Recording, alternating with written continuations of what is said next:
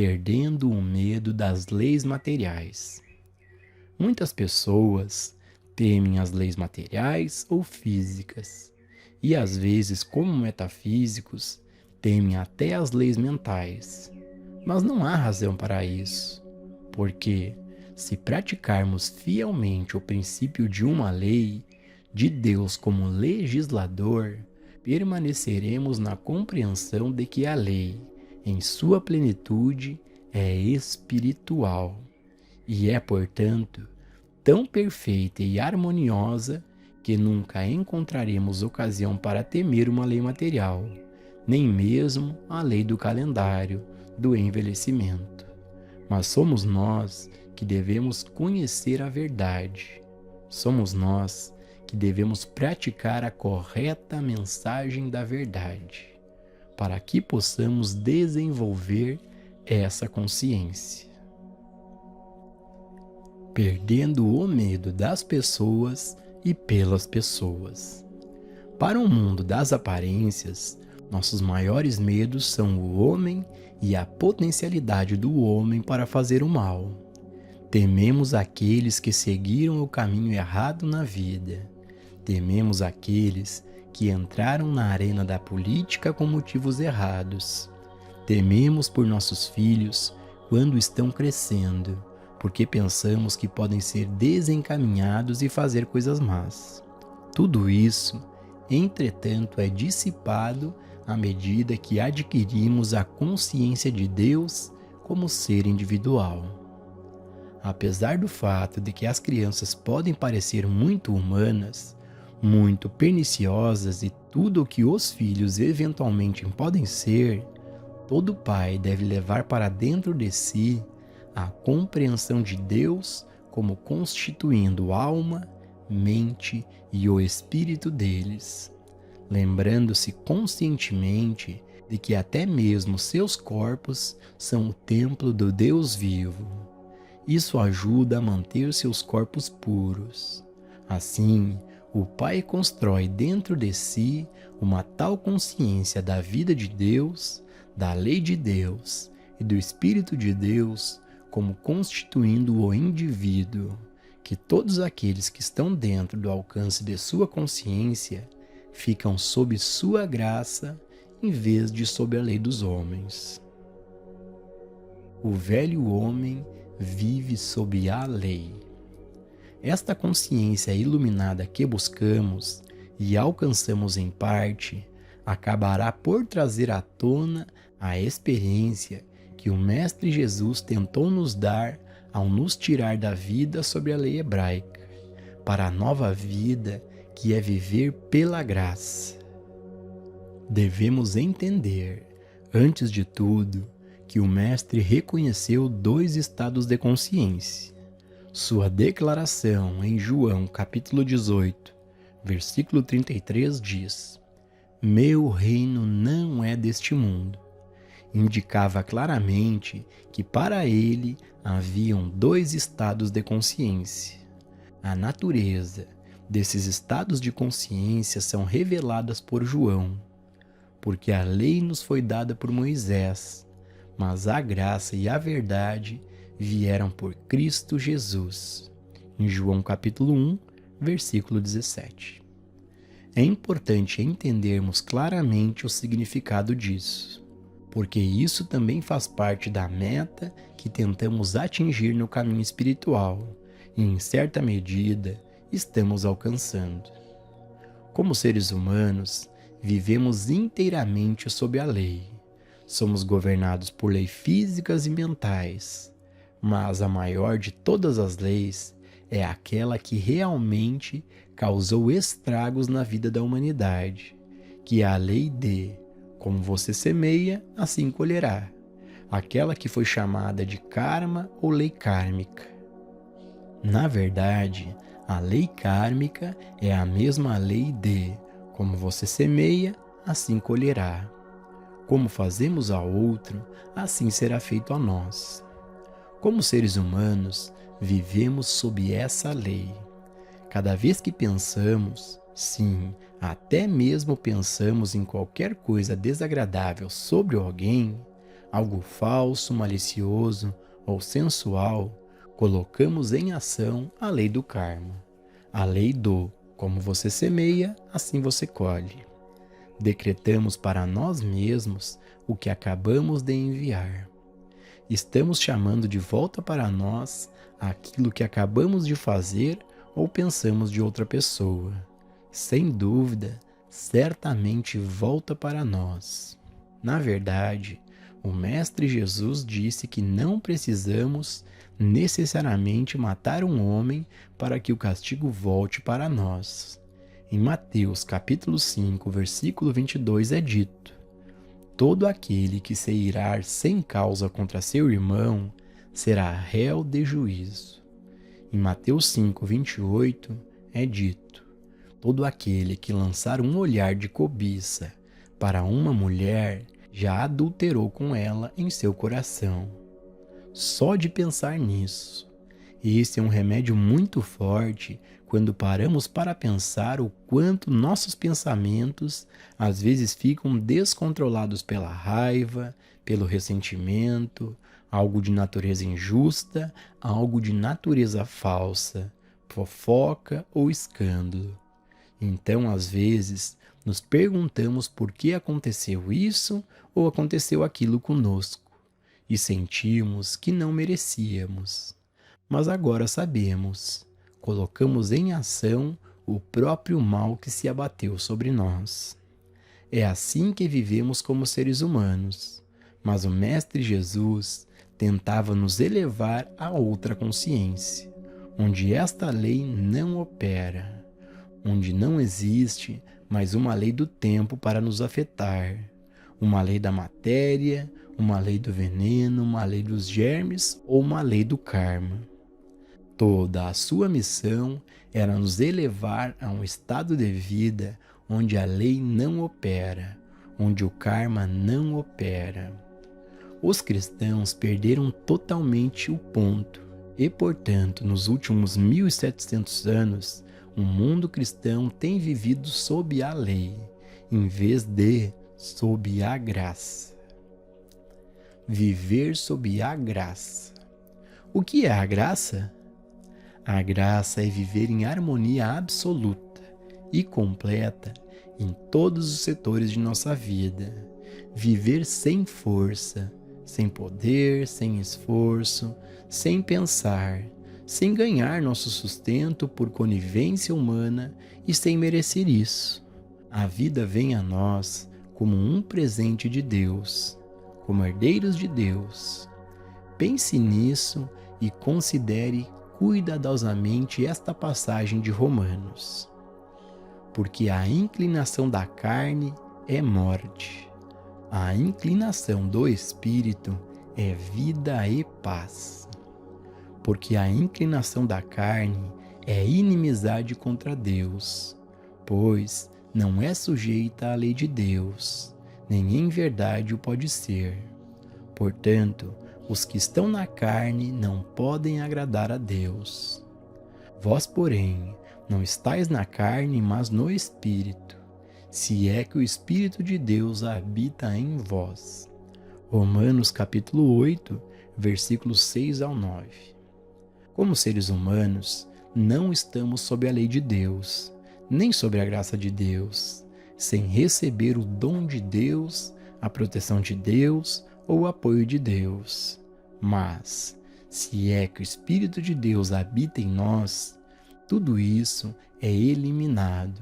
E então, vivemos como herdeiros. Não lutamos por nada, herdamos tudo.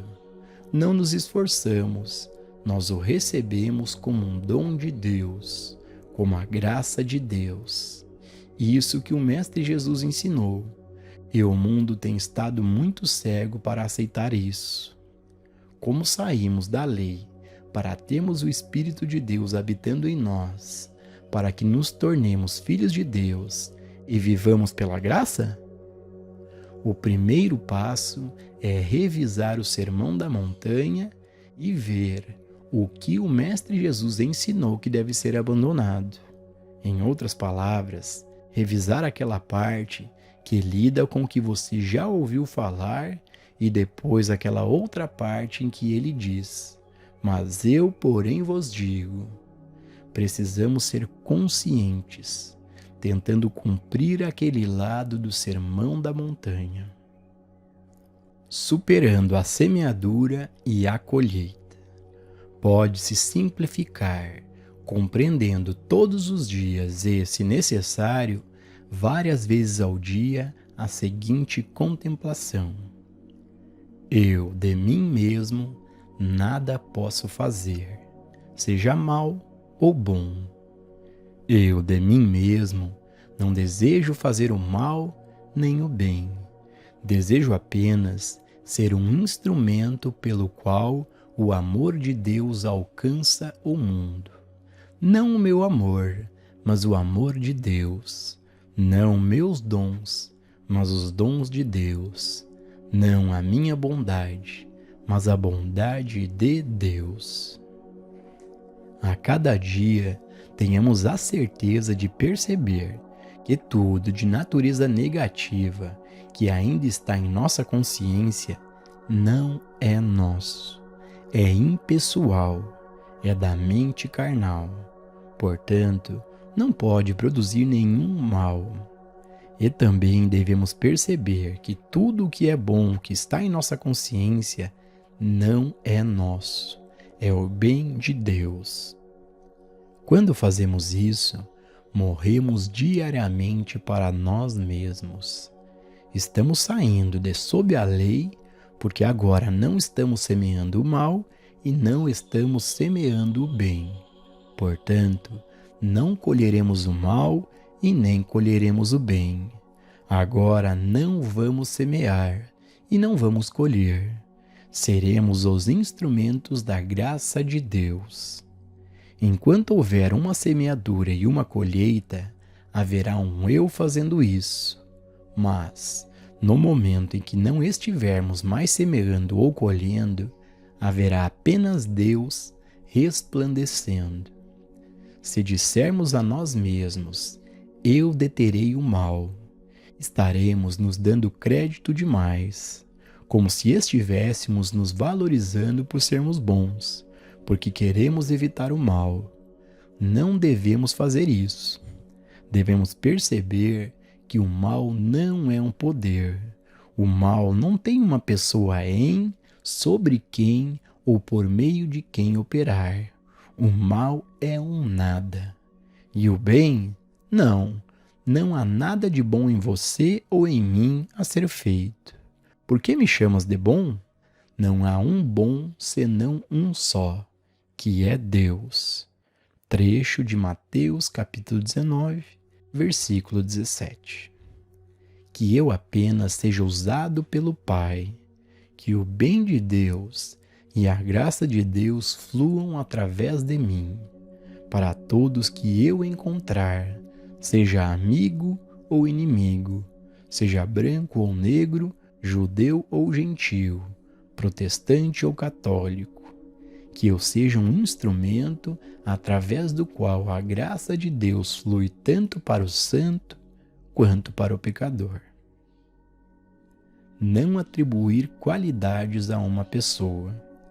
O Mestre Jesus nunca sujeitou ninguém a julgamento, exceto aqueles que estavam em altos cargos espirituais, aqueles que ele chamou de nomes ruins.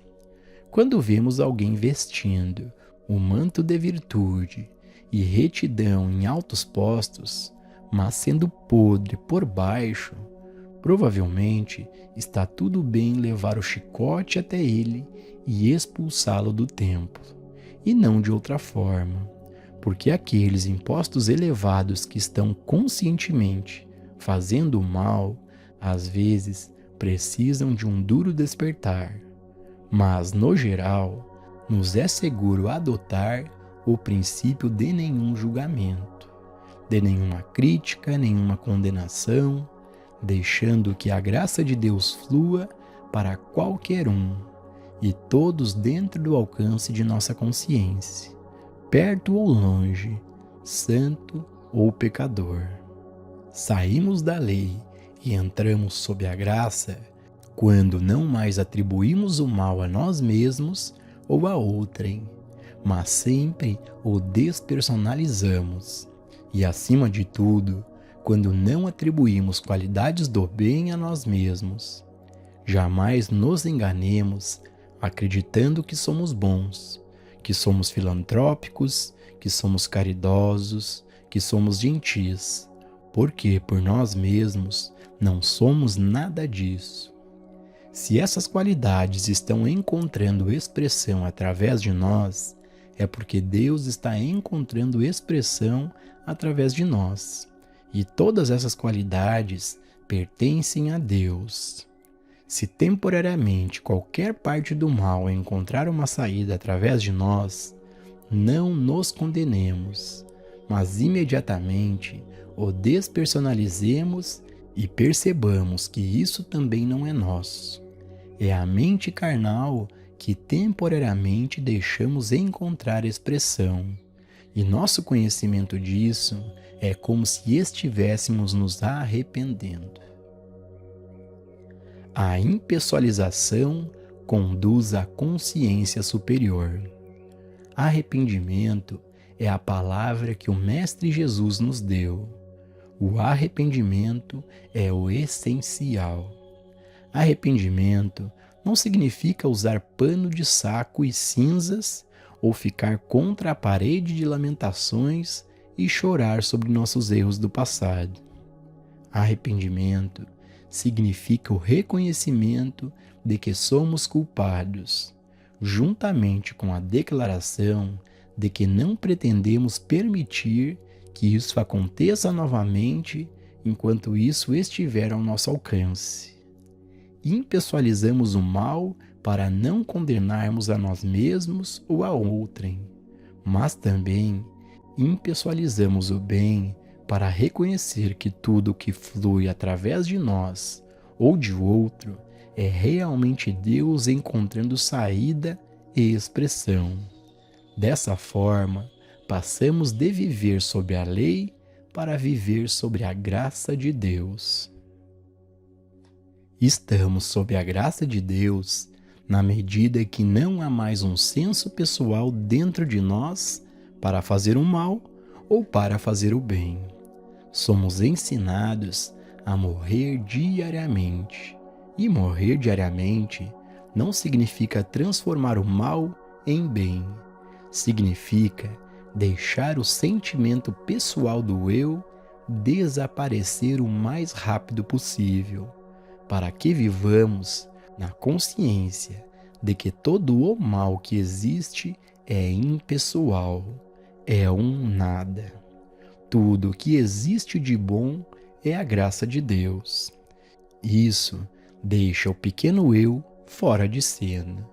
Que liberdade isso nos dá! Se estamos engajados em uma profissão ou em um negócio e percebemos que não somos dependentes da mente humana, mas que existe uma mente Cristo dentro de nós, pronta para agir por nós no momento em que nos aquietamos. Se continuássemos a viver a vida como se estivéssemos totalmente sozinhos, não poderíamos deixar de reconhecer as dificuldades que enfrentaríamos e, às vezes, a impossibilidade de as enfrentar. Há momentos em que nossos problemas não se dissolvem, mas é então que devemos ter um reconhecimento completo e claro de que existe um Pai dentro de nós e que Ele tem uma função. Existe um reino de Deus dentro de nós e Ele tem uma função. O Espírito de Deus está sobre nós e Ele tem uma função. Quando entramos em uma consciência devida, que reconhece nossa parceria com o Pai e que, embora sejamos um, o Pai é maior do que nós e o Pai vai adiante de nós, estamos desenvolvendo a consciência transcendental, que é chamada de Cristo. Quando desenvolvemos essa consciência, descobriremos que as coisas deste mundo não se aproximam de nossa morada, pelo menos não na medida em que o faziam anteriormente. Um menino de 12 anos me escreveu uma carta algum tempo atrás, dizendo que seu trabalho na escola era bom, exceto na matéria de matemática. Em um determinado dia, ele enfrentou um exame e, quando olhou para as perguntas, ele sabia que estava perdido, porque não tinha as respostas. A coisa toda parecia estranha e impossível para ele. Ele estava estudando o panfleto Lição para o Filho Sami, e no meio do exame, o pensamento veio a ele: há uma mente dentro de mim que sabe todas as coisas. Há este espírito dentro de mim. Por um momento, ele ficou muito quieto. Então, quando abriu os olhos, viu todas as respostas e não apenas fez um bom exame, mas a partir daí, seu trabalho escolar melhorou. Qual é a resposta para isso? É a consciência da presença de um algo transcendental, que é uma mente superior à nossa mente humana, uma sabedoria superior à do homem. Não te estribes no teu próprio entendimento. Não seria maravilhoso se todas as crianças levassem isso para a escola? Como seria maravilhoso se todos os que têm um negócio ou uma profissão levassem consigo essa afirmação e se sentassem e meditassem por um momento, para permitir que a sabedoria divina se revelasse a eles, para que essa sabedoria interior viesse à tona.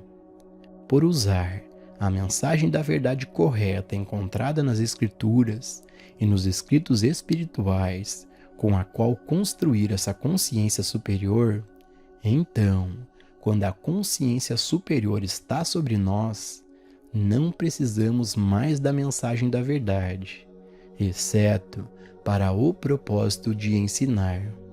A mensagem da verdade dada em todos os escritos é a ferramenta. É dado para o uso e prática, para que possamos desenvolver uma consciência inteiramente diferente daquela com que nascemos.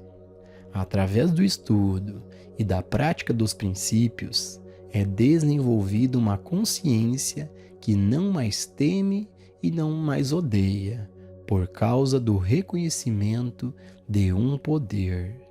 É desenvolvida uma consciência que é um reconhecimento completo de Deus como constituindo o ser individual. Uma consciência da parceria de eu e meu Pai é gradualmente alcançada. Notas de gabinete.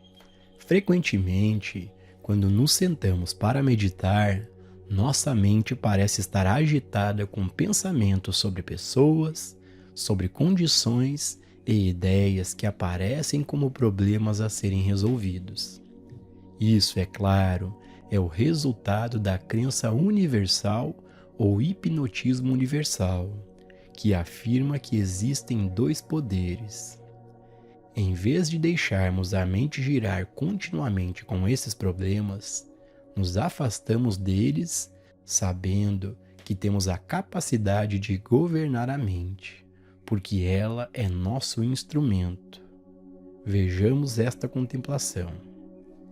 Minha mente não é um campo de batalha por conta da crença em dois poderes. Minha mente é uma via pela qual flui o eu do meu ser. Como mente pura e não condicionada, ela não é tocada pelo pensamento carnal. E é uma porta aberta para o derramamento da beleza e da verdade do reino de Deus, da fonte eterna dentro do meu ser. Visto que esta é uma verdade universal, é a verdade sobre cada indivíduo.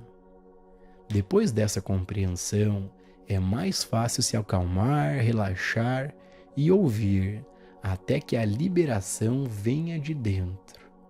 As constantes pressões deste mundo trazem para todos nós momentos em que parece que existe um poder a mais. E justo nestes momentos, devemos estar atentos contra as tentações.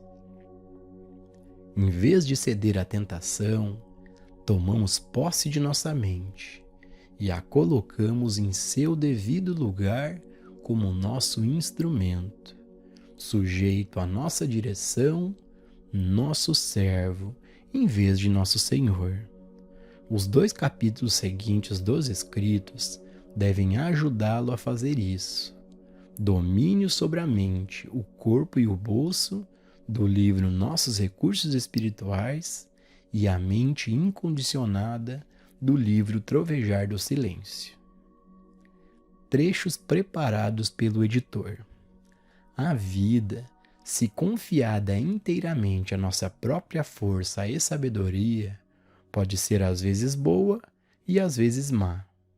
Mas, quando nos valemos dos tesouros infinitos, desse algo interior maior do que nós, cada vez menos somos vítimas das circunstâncias e mais entramos no domínio consciente, vendo a vida se desenrolar alegremente dia a dia, sabendo que a responsabilidade não é mais nossa, mas repousa sobre seus ombros.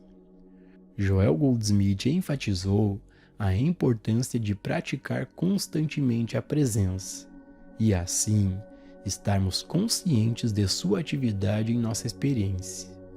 Os trechos a seguir mostram maneiras diferentes pelos quais podemos reconhecê-lo.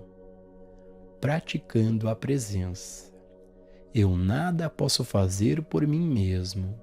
É o Pai dentro de mim que faz as obras, e eu estou no Pai, e o Pai está em mim. Todo o ar que me rodeia é um oceano de Deus, e me preenche por fora e por dentro. Eu vivo, me movo e tenho meu ser neste oceano de Deus, neste mar de amor e sabedoria. Estou em Deus e Deus está em mim. Eu habito no abrigo secreto do Altíssimo. Eu vivo em Deus. Eu me elevo para a atmosfera, quieto, rodeado pela vida eterna e pelo amor eterno que é a natureza de Deus. Não posso escapar de seus braços. Embaixo estão os braços eternos. Eu vivo, me movo e tenho meu ser em Deus e descanso nele. Eu vivo não por força ou poder, mas pela graça de Deus. Posso descansar na certeza da graça de Deus. Se no momento pareço carente de saúde, de riqueza ou oportunidade, percebo que a presença de Deus em mim é a garantia de que, no devido tempo, eu também darei abundantes frutos. Deus é o único poder. Nada, nem mesmo motoristas bêbados na estrada, podem ter poder. Só Deus tem poder. Nem mesmo meus erros podem ter força. Só Deus tem poder. Tenho todo o poder de Deus comigo em cada transação, em cada experiência, em cada viagem. A cada passo do caminho, tenho onipresença, tenho onipotência.